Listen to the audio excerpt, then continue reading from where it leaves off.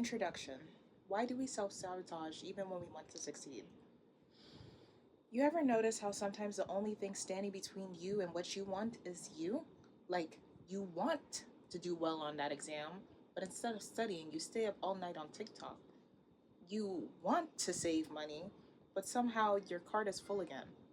You want a healthy relationship, but you push people away the second they get too close. That's self sabotage.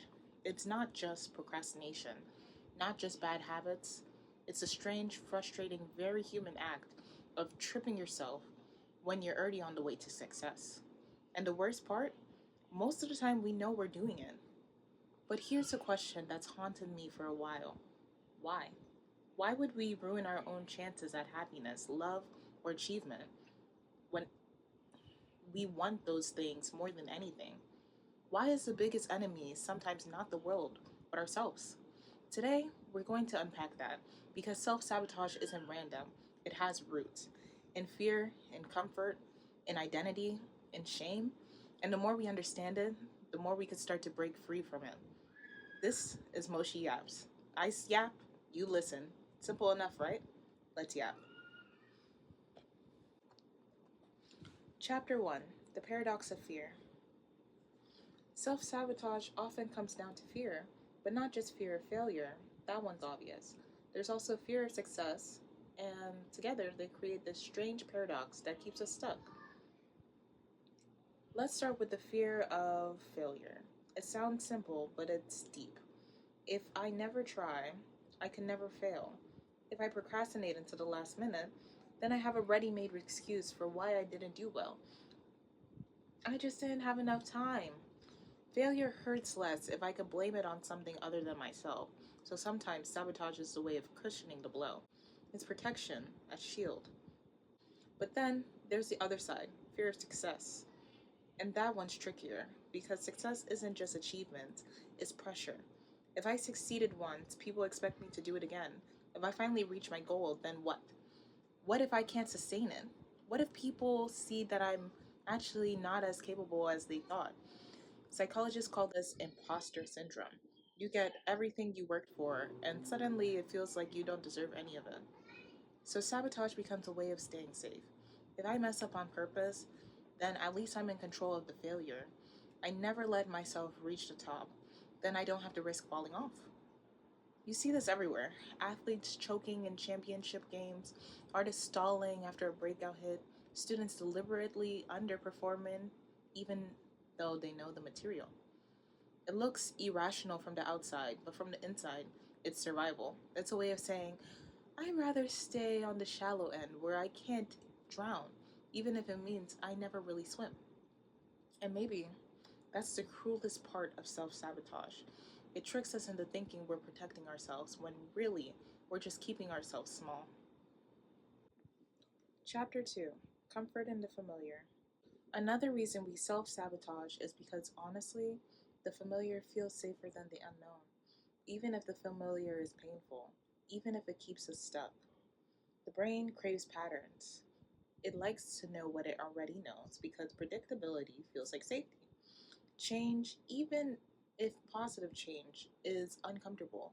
Success means entering new territory, new expectations, new risks, but failure, staying where you are, that's predictable. You already know what that feels like. And weirdly, it makes it feel comfortable.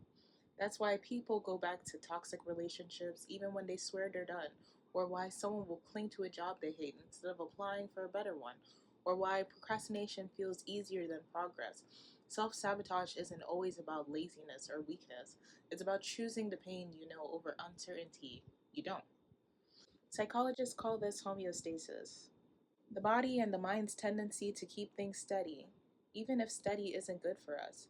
If you always believed you're not capable, not worthy, not smart enough, then staying small confirms that belief. Success would challenge it, and sometimes that challenge feels scarier than the misery you already understand. I think that's why breaking free from self sabotage feels so hard. It's not about pushing through resistance, it's about grieving the comfort of the old patterns because, as destructive as those are, those patterns have kept you company. They've been your survival strategy. But the truth is, familiar isn't always safe. Familiar can be the cage. Chapter 3: Inner Critic and Self Worth. Another layer of self sabotage lives inside us, in that little voice we call the inner critic. You know the one. The voice that says, "Who do you think you are?" The one that whispers, "Don't bother trying, you'll just embarrass yourself." Sometimes it even sounds like other people: a parent, a teacher, someone who doubted us once and took up permanent residence in our heads. When your sense of self worth is shaky, success can almost feel impossible to accept. If you don't believe you deserve good things, you'll find ways to make sure you don't keep them. Psychologists call this self handicapping, setting yourself up for failure so it feels less painful than admitting you weren't good enough. It's not just fear of failing, it's fear of failing and then having that failure confirm what you already believe about yourself. This is where imposter syndrome sneaks in. You finally get the promotion, the recognition, the opportunity you wanted, and suddenly it feels like a mistake. Like any minute now, someone's going to tap you on the shoulder and say, "Sorry, we didn't mean you."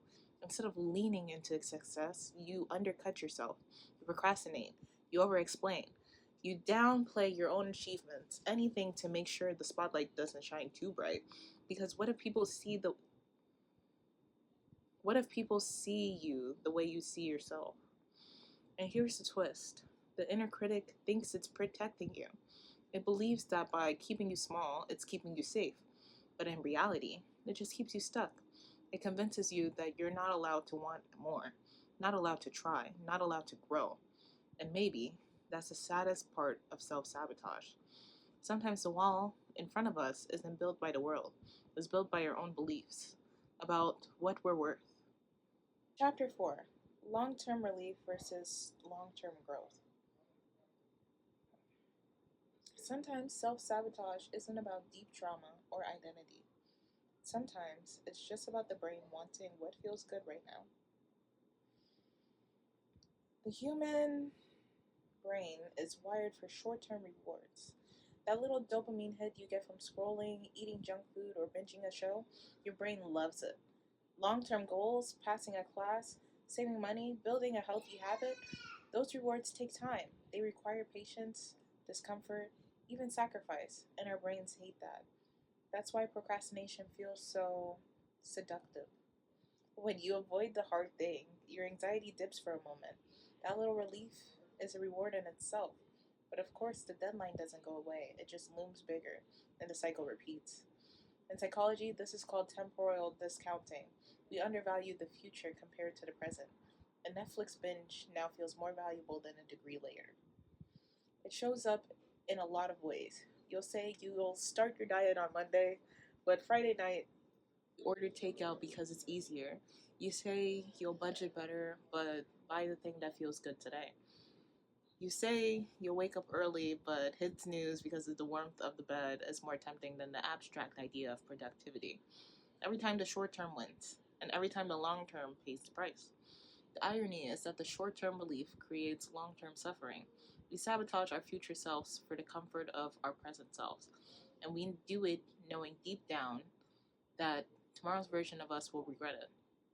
But in the moment, relief feels like survival.